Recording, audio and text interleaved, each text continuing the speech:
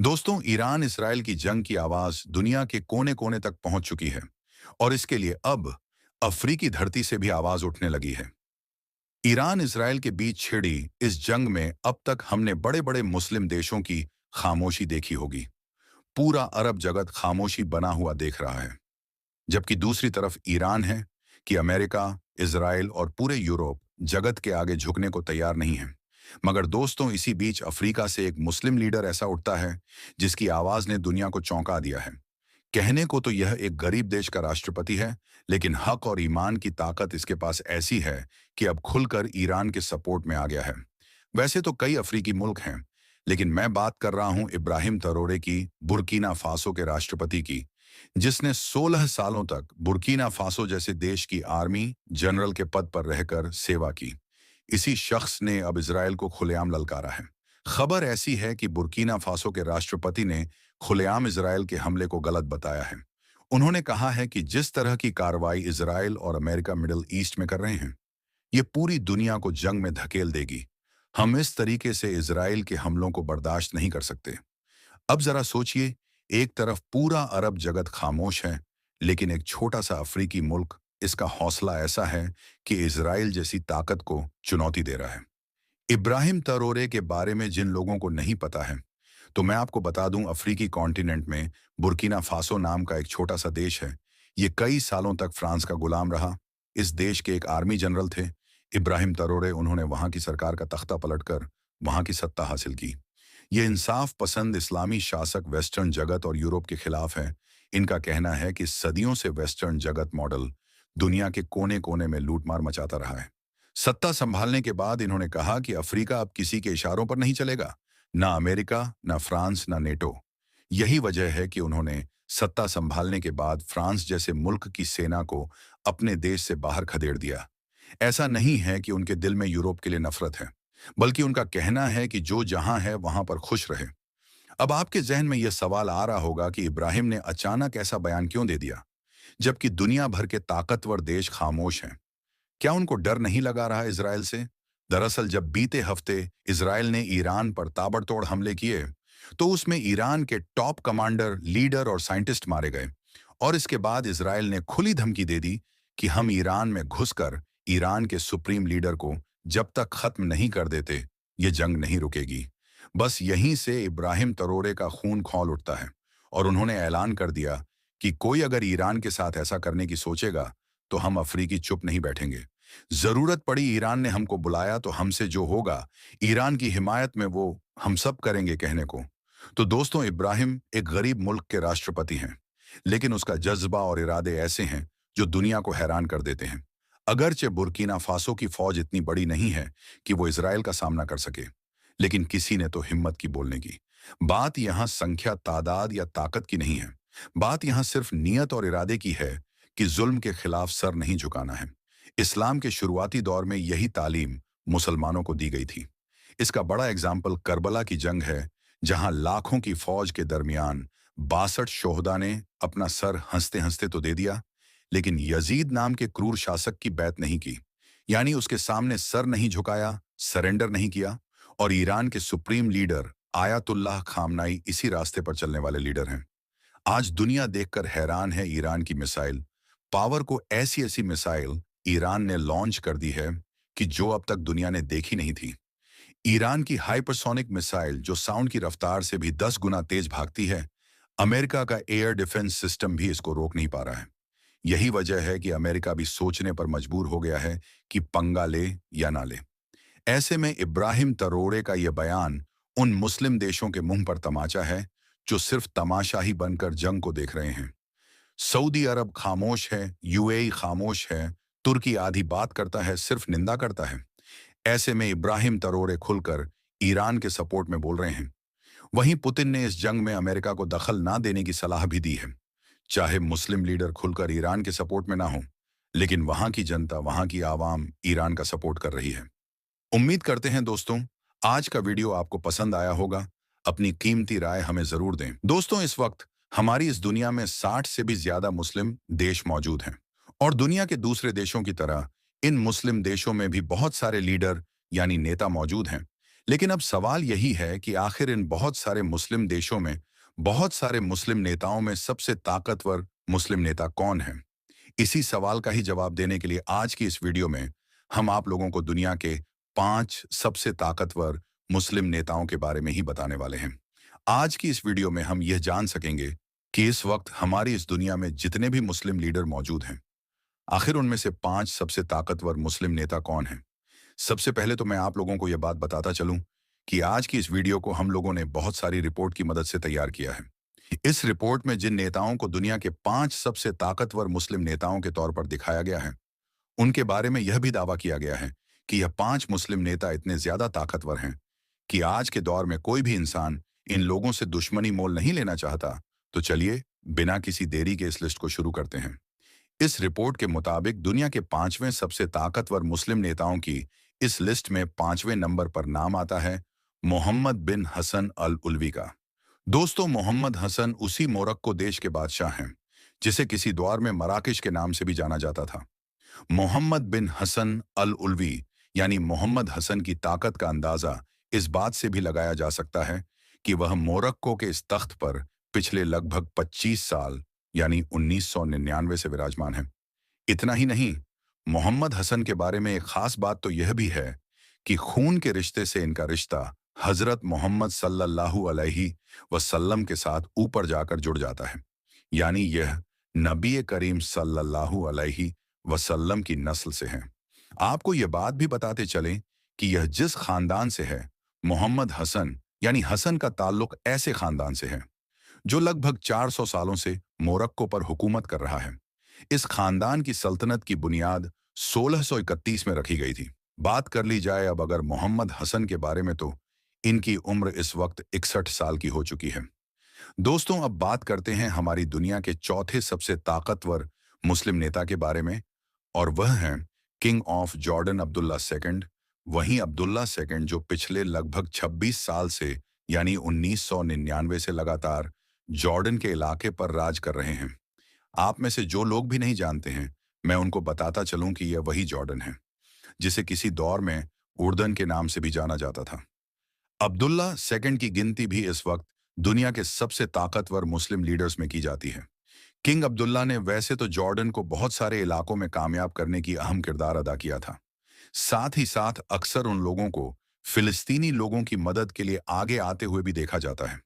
साथ ही साथ आप लोगों को यह बात भी बताता चलूं कि साल 2004 से लगातार अब्दुल्ला सेकंड अमन मैसेज नाम की एक तहरीक भी चला रहे हैं, जिसके जरिए से अब्दुल्ला सेकंड का मकसद ये है कि इस्लाम की जो नेगेटिव और झूठी छवि पूरी दुनिया में और खास तौर से यूरोपियन कंट्रीज में फैलाई गई है, उसको एक बार फिर से सही किया जा सके। यानी लोगों को इस तहरीक के जरिए से यह बताया जा सके कि आखिर इस्लाम की असली तस्वीर क्या है।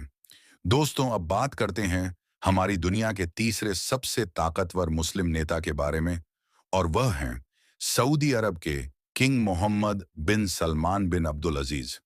दोस्तों, आपको बताते चलें कि मोहम्मद बिन सलमान के मुस्लिम दुनिया के एक ताकतवर नेता होने के पीछे एक मेन वजह तो यह भी है क्योंकि वह एक ऐसी जगह के बादशाह हैं जिसे पूरी दुनिया के मुसलमानों की तरफ से बहुत ज्यादा पवित्र और मुकद्दस माना जाता है। क्योंकि सऊदी अरब में ही ना सिर्फ मक्का जैसा शहर मौजूद है, बल्कि साथ ही साथ वह मदीना भी मौजूद है। दोस्तों, दुनिया के हर कोने में बसने वाले मुसलमान की यह ख्वाहिश होती है कि वो अल्लाह के घर में पहुंचकर उसका तवाफ कर सके। आज की इस वीडियो में हम आपको एक ऐसी औरत के बारे में बताएंगे जो 40 साल तक खानाए काबा के तवाफ के लिए तरसती रही। फिर उस औरत के साथ क्या कुछ हुआ कि देखने वालों की आंखों से आंसू जारी हो गए। क्या खानाए काबा में फरिश्ते नाजिल हुए? ये जानने के लिए वीडियो को आखिर तक जरूर देखें। वीडियो को लाइक और चैनल को सब्सक्राइब करना हरगिज मत भूलिए। तो आइए शुरू करते हैं आज की वीडियो। दोस्तों, ये वाकया माई नजीरा का है, जिनकी शादी एक ऐसे शख्स से हुई जिसने कभी भी उन्हें इज्जत ना दी। माई नजीरा को हर वक्त तकलीफों का सामना करना पड़ता। उनका शौहर घर में रहकर भी उनके लिए अजनबी था। रोजाना उनका किसी न किसी बात पर झगड़ा होता, जिसकी वजह से माई नजीरा को शौहर से मार भी खानी पड़ती। रोजाना लड़ाई की वजह से घर का माहौल बहुत ही ज्यादा खराब होता जा रहा था। वक्त गुजरता गया, अल्लाह ताला ने माई नजीरा को 4 बेटों से नवाजा। मगर दोनों मियाँ बीवी एक दूसरे से इस कद्र तंग थे कि माई नजीरा के शौहर ने 45 साल की उम्र में माई नजीरा को तलाक दे दी। माई नजीरा अपने बच्चों को छोड़कर भाई के घर आ गई। उनके भाई इंतहाई गरीब थे, जिसकी वजह से उन्हें अपनी औलाद को भी छोड़ना पड़ा। इद्दत के दिन माई नजीरा के लिए इंतहाई तकलीफ देह थे। वो हर वक्त खामोश और परेशान रहती। वो अपने बच्चों को याद करके रोती रहती थी। कुछ अरसे बाद माई नजीरा ने अल्लाह ताला से लव लगाने का फैसला कर लिया। इसलिए उन्होंने कुरान मुकद्दस की तिलावत करना शुरू कर दी। वो हर वक्त हुजूर अकरम हजरत मोहम्मद सल्लल्लाहु अलैहि वसल्लम पढ़ा करती थी। रात के वक्त अल्लाह ताला के सामने सजदारेज होती। बचपन से ही हज करने का बहुत ही ज्यादा शौक था। खानाए काबा की मोहब्बत उनके दिल में कूट कूट कर भरी हुई थी। वो बचपन से ही अल्लाह ताला से एक ही दुआ मांगा करती थी कि अल्लाह तू मुझे अपने घर का दीदार अता कर, मुझे अपने मुकद्दस घर की जियारत करवा। मैं गरीब हूं, मगर तेरे नजदीक अमीर गरीब का कोई फर्क नहीं। तू चाहे तो गरीब को भी अपने घर बुला ले, और अगर ना चाहे तो अमीर को भी अपने घर का दीदार नसीब ना करें। दोस्तों, जब भी कोई औरत हज या उमरा करने के बाद घर वापस आती, तो दुआ करवाने के लिए माई नजीरा उनके पास पहुंच जाया करती थी। माई नजीरा उनसे कहती कि मेरे लिए दुआ करें कि अल्लाह मुझे भी अपने घर का दीदार अता करें, मुझे भी इस मुकद्दस घर का तवाफ करवाएं। माई नजीरा के भतीजे उनकी बात सुनकर उनका मजाक उड़ाते और तरह तरह की बातें भी करते। उनसे कहते कि अल्लाह के घर में जाने के लिए पैसों की जरूरत होती है, न कि दुआओं की। खाला, तुम्हारी हालत तो ये है कि खाना खाने के लिए तुम्हारे पास पैसे नहीं हैं और तुम हज करने की बातें कर रही हो। महंगाई ने पहले ही गरीबों की कमर तोड़कर रख दी है। हज करना आसान नहीं, और हज पर जाने के लिए साथ में किसी मेहरम का होना बहुत ही ज्यादा जरूरी होता है, और उसका खर्चा अलग से होगा। माई नजीरा को लोगों की बातों की कोई परवाह नहीं थी। वो रोज अल्लाह ताला से रो रो कर दुआएं किया करती थीं कि या अल्लाह, अब तो लोग मेरा मजाक भी उड़ाने लगे हैं। तू उन्हें दिखा क्यों नहीं देता कि तेरे घर में आने के लिए पैसों की जरूरत नहीं होती। इद्दत खत्म होने के बाद एक दिन माई नजीरा की सहेली उनके पास आई। उनकी सहेली सऊदी अरब में काम किया करती थी। माई नजीरा की सहेली के साथ में एक तस्वीर थी। उसने माई नजीरा से कहा कि मदीना में एक बूढ़ा शख्स रहता है। उसकी बीवी को गुजरे हुए 1 साल हो चुका है। वो किसी औरत से निकाह करना चाहता है। सहेली की बात सुनकर गुस्से से कहा कि वो बूढ़ा आदमी है, मैं किस तरह उससे शादी कर सकती हूँ। उसकी उम्र 70 के करीब है, जबकि मेरी उम्र सिर्फ 45 साल है। मेरे बच्चे, रिश्तेदार और मेरे भाई बहन क्या कहेंगे। माई नजीरा की सहेली उनसे कहने लगी कि अगर तुम उससे शादी कर लोगी तो तुम्हारे हज की ख्वाहिश भी पूरी हो जाएगी। अल्लाह के मुकद्दस घर में तुम्हें हज करने का मौका मिल जाएगा। दोस्तों, हज का नाम सुनते ही माई नजीरा का दिल हो गया और वो शादी के लिए मान भी गई। चुनांचे 1 हफ्ते के बाद अरबी शेख सऊदी अरब से पाकिस्तान गया और उनकी शादी भी हो गई। माई नजीरा को कमरे में बैठाया गया। शाम के वक्त अरबी शेख यानी माई नजीरा का शौहर खांसते हुए कमरे में दाखिल हुआ। उस वक्त माई नजीरा की सहेली और उसका शौहर भी कमरे में मौजूद थे। फिर अरबी शेख ने कहा कि मेरी बीवी यानी माई नजीरा से कह दो कि मेरी तबीयत ठीक नहीं है, इसीलिए मैं कल सऊदी अरब वापस चला जाऊंगा, और मैं सऊदी अरब वापस जाकर तुम्हारे निकाह को रजिस्टर करवाऊंगा। फिर तुम्हारे लिए वीजा भेज दूंगा और वहां पर अल्लाह ताला के हुक्म से एक नई जिंदगी का आगाज करेंगे। माई नजीरा को शेख साहब ने हाथ भी ना लगाया और अगले दिन शेख साहब सऊदी अरब वापस चले गए। 8 दिनों के बाद माई नजीरा का वीजा और टिकट भी आ गई। अगले 1 हफ्ते के बाद माई नजीरा सऊदी अरब पहुंच गई। माई नजीरा को एयरपोर्ट से लेने के लिए शेख साहब का बेटा पहले से ही मौजूद था। वो माई नजीरा को अरबी शेख के बहुत बड़े घर में ले गया। मदीने में शेख साहब का एक बहुत बड़ा घर था। उस घर में माई नजीरा का इस्तकबाल किया गया, जिसमें बहुत से लोग मौजूद थे। हर कोई माई नजीरा को मरहबा मरहबा कह रहा था। माई नजीरा ने शेख साहब के बेटे से पूछा कि तुम्हारे वालिद कहाँ हैं। शेख साहब के बेटे को थोड़ी बहुत उर्दू आती थी, इसीलिए वो माई नजीरा की बात समझ गया और टूटी फूटी उर्दू जबान में कहने लगा कि मेरे वालिद ने पाकिस्तान से वापस आने के बाद अपना निकाह रजिस्टर करवाया और आपके लिए सोने का हार खरीदा और आपके लिए वीजा और टिकट का भी बंदोबस्त किया। ये सब कुछ करने के बाद चौथे दिन उनकी तबीयत बिगड़ गई और अचानक से उनका इंतकाल हो गया। मैंने सऊदी उलामा से इस बारे में पूछा तो उन्होंने कहा कि आप शरअ लिहाज से मेरी वालिदा हैं, इसीलिए आप इद्दत अपने शौहर के घर गुजारेंगी। माई नजीरा इस नई सूरत से बहुत ज्यादा परेशान हो गई, मगर जैसे तैसे दिन गुजरने लगे। दोस्तों, इद्दत के दौरान माई नजीरा ने महसूस किया कि शेख साहब का बेटा उनकी बहुत केयर करता है और अपनी वालिदा जैसी उनकी देखभाल करता है। इद्दत खत्म हुई तो जिलहिज्जा का महीना शुरू होने वाला था। माई नजीरा ने अपने शौहर यानी शेख साहब के बेटे को बुलाया और कहने लगा कि मैं हज करना चाहती हूँ। क्या तुम मेरे मेहरम के तौर पर मेरे साथ हज करने के लिए जा सकते हो? शेख साहब के बेटे ने कहा कि माँ जी, मैं जरूर आपके साथ चला जाऊंगा और आपकी तमन्ना को जरूर पूरा करूंगा। लेकिन मेरी एक शर्त है, आप दुल्हन बनकर हज से पहले उम्रा अदा करें। पहले तो माई नजीरा ना मानी, लेकिन हज की ख्वाहिश की वजह से शेख के बेटे की बात माननी पड़ी। जब माई नजीरा दुल्हन बनकर खानाए काबा पहुंची तो सब लोग दंग रह गए। ये रात का वक्त था। बेटे के कहने पर माई नजीरा ने दुल्हन के लिबास में ही नफिल अदा किए। जैसे ही नफिल अदा करके माई नजीरा हरम शरीफ के फर्श पर बैठी और रो रो कर शुक्राने की अदायगी करने लगी कि तेरा लाख लाख शुक्र है कि तूने मुझे अपने घर की जियारत बख्शी। अभी वो दुआ कर रही थी कि उन्होंने देखा कि आसमान में खानाए काबा के ऊपर कोई नूरानी मखलूक जाहिर हुई, जिसने दुआ के लिए हाथ उठा रखे थे। ये देखकर माई नजीरा हैरान रह गई, क्योंकि वो मखलूक माई नजीरा की तरफ दिखाई दे रही थी। यानी अल्लाह ताला ने माई नजीरा की दुआ कबूल कर ली, फिर हज किया और फिर बाकी जिंदगी खानाए काबा में इबादत करते हुए गुजार दी। दोस्तों, इसी तरह एक हिंदू लड़की मुसलमान बनकर हज करने मक्का पहुंची। फिर उस लड़की ने जो कुछ किया वो देखकर सब लोग हैरान हो गए। दोस्तों, जैसा कि हम सब जानते हैं कि मक्का मदीना मुसलमानों के लिए पाक और मुकद्दस मानी जाती है।